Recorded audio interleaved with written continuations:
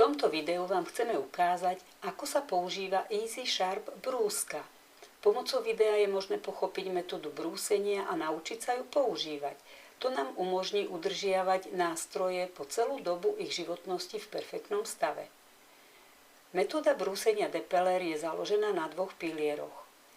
Po prvé, brúsenie závisí od štruktúry materiálu a zakrivenia čepele, po druhé, nutné je nastaviť a udržiavať presný uhol. Oceľ má podobnú štruktúru ako drevo. Túto štruktúru musíme rešpektovať a brať ju do úvahy počas brúsenia nástroja. Dosiahneme hladší povrch a vlákna čepele sa dajú opakovane vyhľadiť. Tak rezná hrana vydrží dlhšie.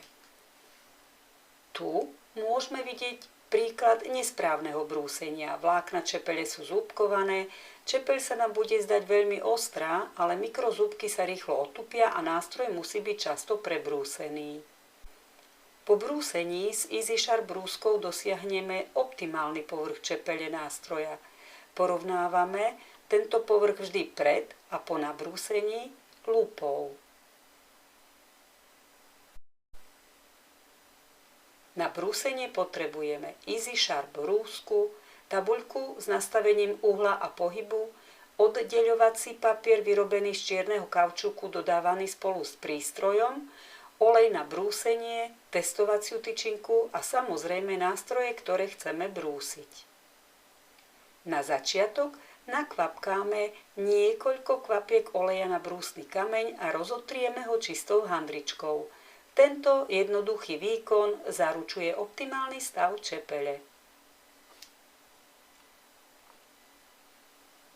Pre uhol blízky nule namontujeme oddeľovací papier, aby sme nadvihli kameň. Vezmime si napríklad univerzálnu škrabku M23. Nástroj umiestnime na podložku a nastavíme ho podľa patričnej dĺžky. Nástroj sa musí dať otáčať okolo vlastnej osy, ale nesmie sa posunúť. Vyhľadáme si údaje pre škrabku M23. Prvé nastavenie je uhol 2 stupne L. Nastavíme uhol podľa údaju a zaistíme ho pomocou skrutky. Skontrolujeme, či uhol reznej hrany, ktorú chceme brúsiť, je správne nastavený. Pri nastavení uhla 2 stupne musíme nástroj nadvihnúť tak, aby sa čepeľ dala položiť na kameň. Nezabudnime, že pri tomto uhle 2 stupne musíme nástroj nadvihnúť.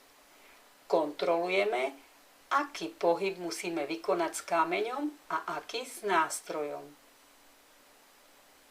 Pri brúsení škrábky M23 otáčame nástroj striedavo v oboch smeroch, aby bolo možné sledovať zakrivenie čepele a aby sa kameň mohol klzať rovno z dola nahor.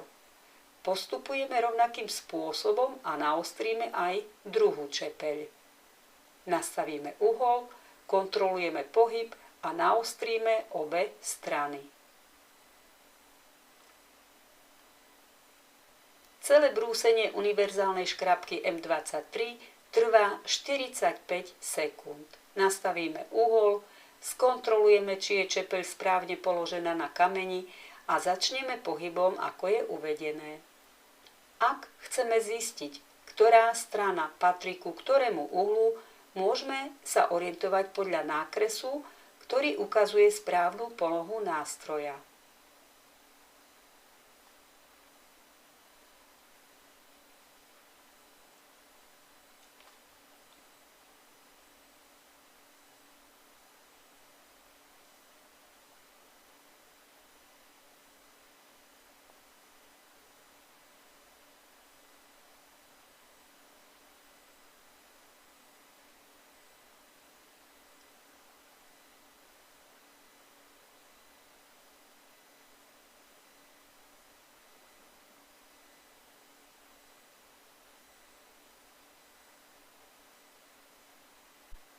Teraz si vezmeme kiretu 5-6.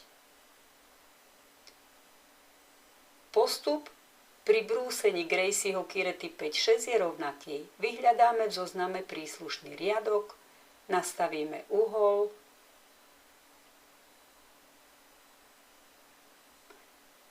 skontrolujeme polohu čepele na kameni a pohyby, ktoré je potrebné vykonať.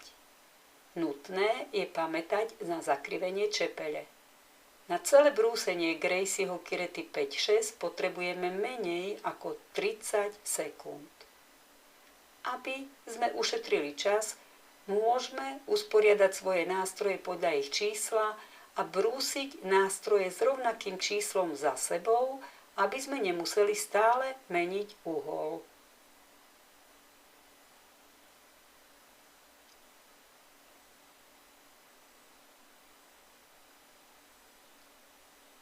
Rovnako pokračujeme aj pri brúsení Gracieho Kirety 13.14.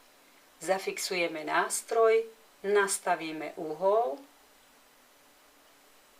orientujeme sa podľa nákresu, na ktorom je vidieť umiestnenie zariadenia na kameni.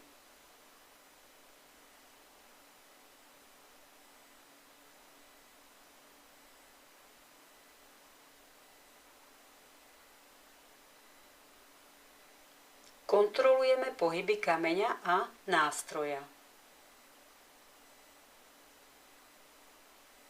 S brúskou Easy Sharp budú nástroje po celý čas ako nové. Vyskúšajme Easy Sharp brúsku, naše nástroje budú mať dlhšiu životnosť.